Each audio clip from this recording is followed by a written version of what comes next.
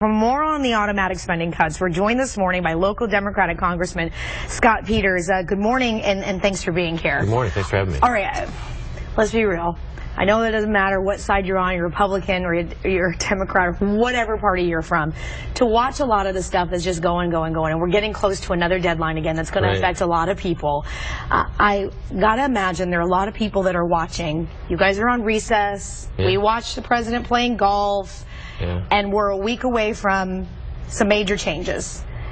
This could be frustrating for people to watch. I'm as frustrated as anybody. In fact, I'm amazed that we are out of, that the leadership has excused us to go to our districts this week. How does that happen? Well, he's got a regular week that he sends us to our districts. I think this would have been a week to keep us in Washington and have us work on this to avert these cuts.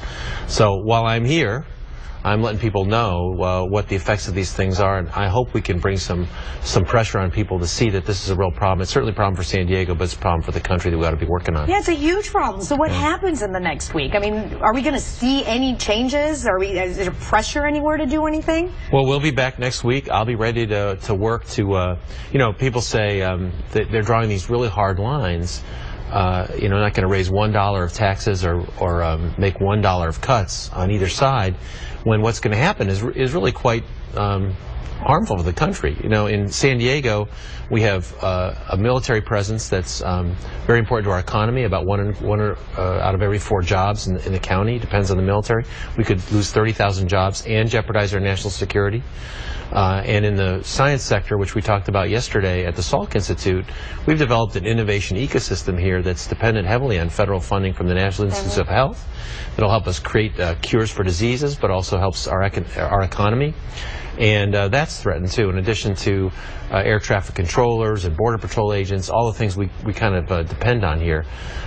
So it's a really bad problem. This is not a way to do the cuts. Let's do the cuts in a smart way over time.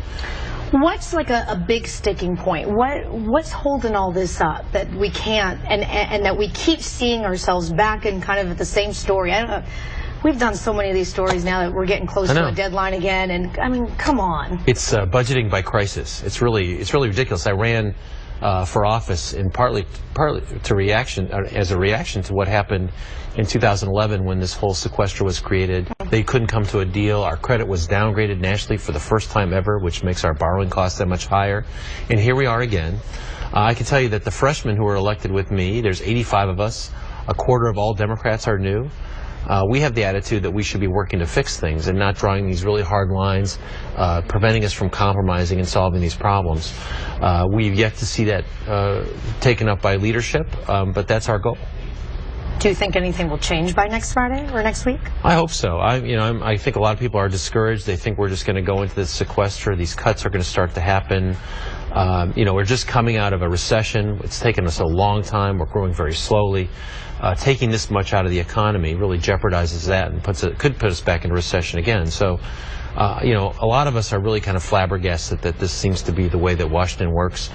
But so I'm trying to use the time while I'm here in town to make sure people understand that this is a real problem, that I hope they get up off the couch and make their voices heard. Yeah, and all these problems, it seems like it's tackled one at a time. Right. Immigration is a big issue. You think that's even going to be touched?